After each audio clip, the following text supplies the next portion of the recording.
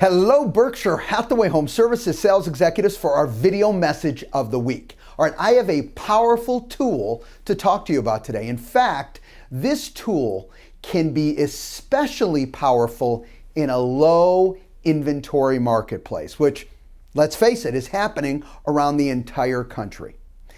This tool is high impact open houses. Now first, before I get into my meat, I want you to know we are going to be doing, as an entire company for our 3 states, a lot more around high impact open houses. And you're going to hear a lot about it. In fact, all the leadership teams in all 3 states have received a lot of information from our own Larry Tate, which I have to tell you does a phenomenal job around open houses. And as a company, we're going to build an entire plan with that support, all right, and moving forward with a lot more fun, exciting stuff. But for today, I want you to internalize how powerful and how useful a high impact open house can be. All right, let's jump right in.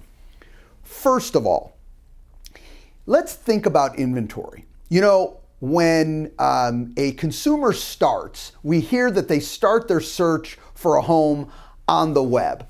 I totally agree. In fact, let's bring that to 100%. Let's say 100% of the people, it's probably pretty close, in some way, shape, or form start on the web, all right? However, let me ask you this. When they find a home on the web that they see of interest to them, is it guaranteed that that home is available? Absolutely not. Who knows what's ultimately going on with that specific house, all right? Maybe the accurate information isn't in the web. It hasn't gotten changed. Whatever the case may be, there's not a guarantee that that's available. How about this? When they walk into an open house, you know what? It may not be a home that exactly fits their needs, but one thing we're sure about, the home is available. Why? Because they're standing in it, and this is an opportunity. I think this is one of the main reasons why consumers love to go to open houses. They love driving around. They know this is a house that's available in a neighborhood I'm interested in. So keep that in mind. That's the why. That's a powerful tool, specifically when people are running into frustrations finding the right house that fits their needs.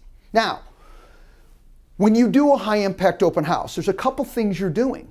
As you invite the neighborhood, and that's so key. It's not just about throwing out some signs and praying people show up. It's taking a premeditated plan of attack to ensure people show up. So you invite the neighbors, you door knock it, you're calling it, whatever, along with mailers, whatever the case may be, is to do your very best to get those people to show up.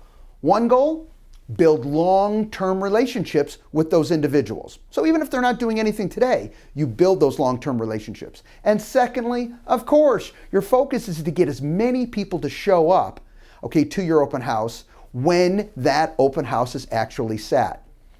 Now here's a key. Separate from the open house, you know what sometimes we forget about? Our own personal skill sets. I have some questions for you.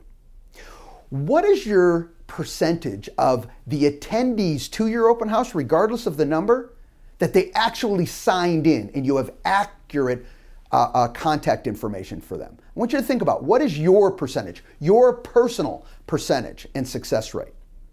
What is your conversion percent of attendees showing up, and out of those attendees that they actually are working with you as their agent? How are you doing with that? How are you converting? Regardless if they've shared or not shared that they're working with a sales executive, and maybe they are and they're happy with it, no problem. But I guarantee you there's a lot of people either not working with a realtor, or ultimately they're not thrilled with the realtor that has shown them a few houses here and there.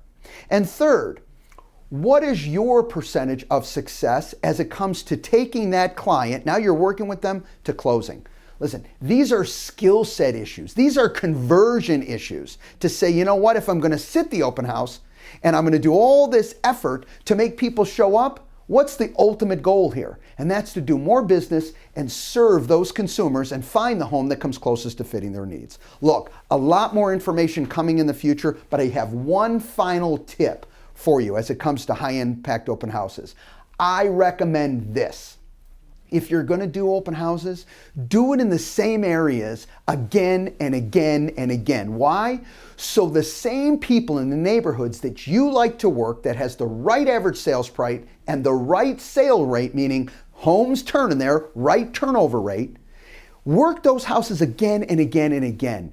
One, you get more confident about what's going on in that marketplace, and two, you become the expert because people see you all the time.